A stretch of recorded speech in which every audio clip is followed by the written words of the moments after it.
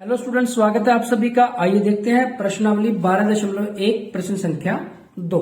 और इसमें कहा गया है, भारतीय समाज के विभिन्न क्षेत्रों में प्रति हजार लड़कों पर लड़कियों की संख्या के आंकड़े नीचे दिए गए हैं। निकटतम 10 तक की, यानी कि नजदीकी, मान लो 900 जो 38 है तो उसको 940 लिख दिया गया है। 900 तो निकटतम जो 10 का है मान उस तक लिया गया है।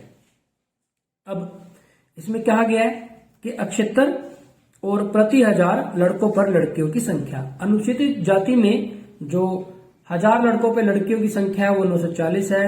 अनुसूचित जनजाति में 970 है।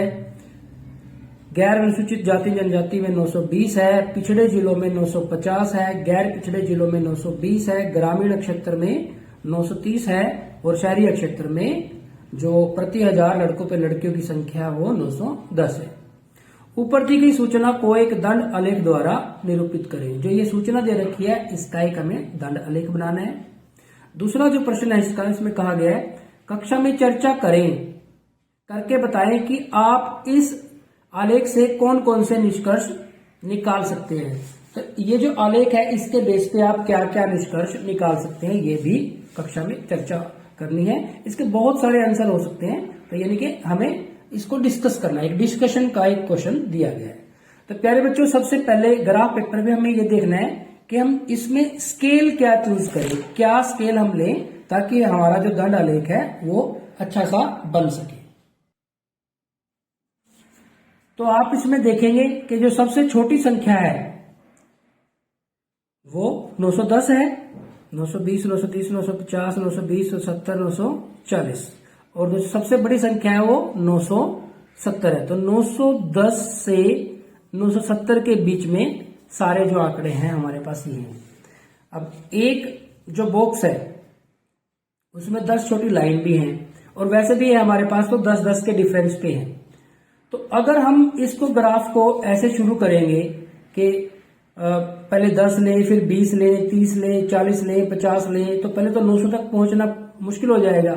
हाँ, 900 से शुरू करके फिर 910, 920, 930 ऐसे लें तो ठीक रहेगा। तो इसके लिए हम क्या करते हैं, अब उसको आप देखें एक बार। प्यारे बच्चों, आप देखेंगे कि ये जो हॉरिजॉन्टल लाइन है इस पे तो हम क्या ले लेंगे, अक्षेत्र ले लेंगे, जो भी अक्षेत्र है ये। और जो वर्टिकल लाइन है इस पे हम लेंगे प्रति हजार लड़कों पे लड़कियों की संख्या, ये हम ले लेंगे वर्टिकल लाइन पे। इस लाइन पे हम ये इसको ले लेंगे, ये जो हमने लाइन यूज की है। अब आप देखें कि ये तो हमारे पास हो गया 0। अब यहां हम 10, 20, 30, 40 लें तो बहुत बड़ा हो जाएगा, क्योंकि हमारा जो सबसे छोटा आंकड़ा है वो 910 से शुरू है। तो हम क्या करते हैं, यहां पे आप इस तरह से इसको ऐसे कर देते हैं। इस पे इसका मतलब ये क्या हुआ, और यहां पे हम लिखेंगे 900। इसका मतलब ये जो हमारा 10, 20, 30, 40, 50, 60 का था, इसको हमने ऊपर से खींच के नीचे कर दिया है, तो 900 तक का यहां आ गया है। अब ये 900, क्योंकि 900 से कम तो यूज होना ही नहीं है, तो यहां पे हमारे पास अब ये एक बॉक्स 10 के बराबर हो गया। 910, 920, 930, 940, 950, 960, 970, क्योंकि हमारे पास ये 970 तक ही है। एक आध और एक्स्ट्रा लिखना चाहते हैं तो आप लिख दें 980। तो इस तरह से ये हमारे पास हो गया। आप चाहे तो इस तरह से, क्योंकि इसके बाद का यूज नहीं होना है, तो यहां पे हम इस तरह से एरो का निशान लगा देते हैं और इससे जो ऊपर वाला है इसको हम इरेज कर देते हैं। इस तरह से आप इसको कर सकते हैं, ठीक है। ठीक इसी तरह से ये जो हमारे पास हॉरिजॉन्टल लाइन है इस पे आप ये जो कारण अक्षेत्र दिए हुए हैं वो सारे के सारे अक्षेत्र इस पे लिख देंगे। तो प्यारे बच्चों, यहां पे हमने जो प्रति हजार लड़कों पर लड़कियों की संख्या वो लिख दिया है। ये हमारे अक्षेत्र हो गए। और अभी हमने जितने भी अक्षेत्र थे सभी अक्षेत्रों को यहाँ पे लिख दिया। ये जो हमारे अक्षेत्र थे, अनुसूचित जाति अनुसूचित जनजाति, गैर अनुसूचित जाति जनजाति, पिछड़े जिले, गैर पिछड़े जिले, ग्रामीण और शहरी। अब हम इसको एक एक करके प्लॉट करते हैं। सबसे पहले है अनुसूचित जाति। अनुसूचित जाति के लिए 940, तो ये हमारे पास अनुसूचित जाति 940। क्योंकि हम दंडालेख बना रहे हैं तो एक बॉक्स पहले छोड़ देंगे और उसके बाद 940, ये रहा हमारे पास 940। इसको हम इस तरह से लगा देंगे। काफी इंटरेस्टिंग क्वेश्चन है और इम्पोर्टेंट भी है। एग्जाम में आपका एक बड़ा क्वेश्चन, ऐसे टाइप के क्वेश्चन ग्राफ से रिलेटेड, आलेख से रिलेटेड जरूर आएगा आपके पास ये। इस तरह से ही हमने अनुसूचित जाति के लिए दंडालेख बना दिया। अब इसी तरह से अनुसूचित जनजाति के लिए 970, तो अनुसूचित जनजाति 970, इसमें 970 पे हम चलेंगे तो यहां पे आ जाएंगे 970।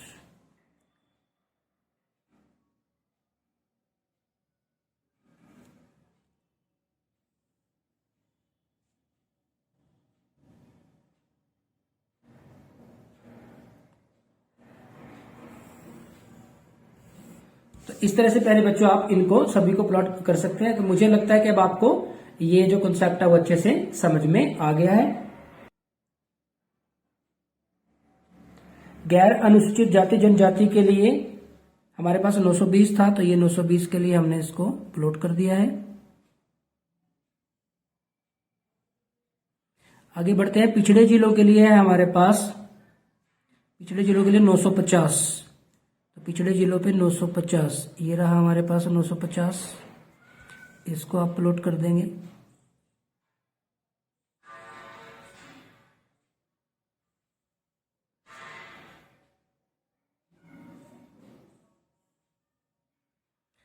उसके बाद है गैर पिछड़े जिलों के लिए 920, गैर पिछड़े जिलों के लिए 920, 910 और ये 920,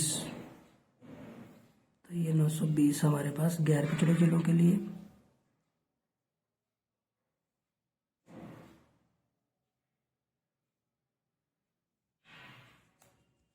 उसके बाद आएगा ग्रामीण क्षेत्र के लिए 900, ग्रामीण क्षेत्र के लिए 930 और शहरी क्षेत्र के लिए 910। ग्रामीण क्षेत्र के लिए 930, ग्रामीण क्षेत्र 930,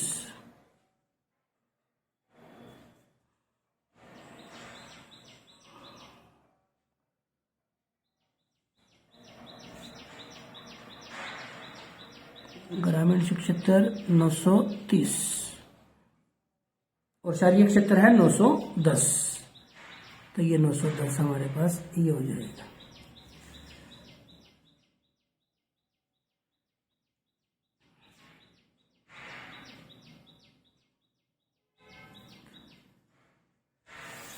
तो प्यारे बच्चों, ये हो गया हमारे पास जो दंडालेख, जो हमारे पास प्रश्न संख्या 2 में आपको सिचुएशन दी गई थी। अब इसके बेस पे क्वेश्चन है कि पहला तो यही था कि इसका दंडालेख बनाना है। दूसरा जो प्रश्न था वो था कि कक्षा में चर्चा करके बताएं कि आप इस आलेख से कौन से निष्कर्ष निकाल सकते हैं। तो अगर इसके निष्कर्ष की अगर हम बात करें तो आप देखेंगे कि यहाँ पे जो या तो आलेख से देख लें या फिर आप यहां से भी देख सकते हैं,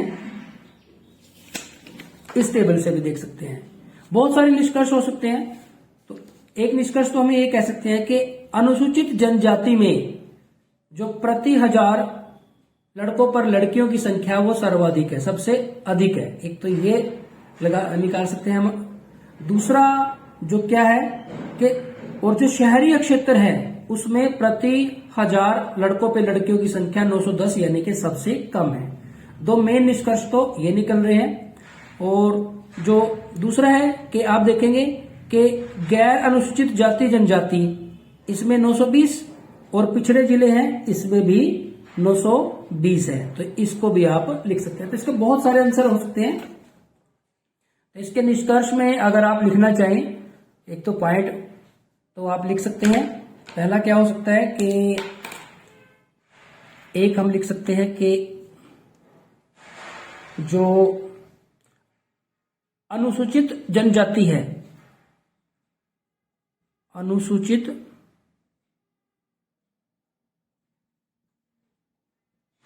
जनजाति में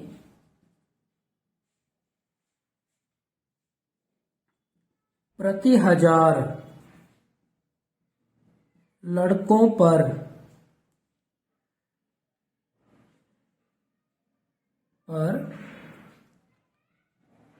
लड़कियों की संख्या सर्वाधिक है, यानी कि सबसे अधिक है। दूसरा निष्कर्ष हम क्या कह सकते हैं कि शहरी क्षेत्र में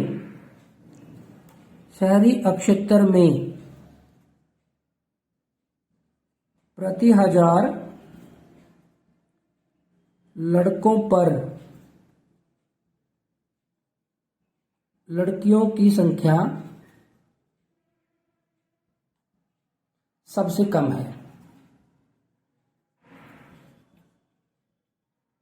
और भी बहुत सारे निष्कर्ष हो सकते हैं। आप ये भी देख सकते हैं कि जो गैर पिछड़े जिले हैं और गैर अनुसूचित जाति जनजाति हैं, इसमें प्रति 1000 लड़कों पर लड़कियों की संख्या बराबर है। तो बहुत सारे निष्कर्ष इससे आप निकाल सकते हैं। तो प्यारे बच्चों, ये हो गया हमारे पास प्रश्न संख्या 2। आज के इस वीडियो लेक्चर में इतना ही। Thank you very much.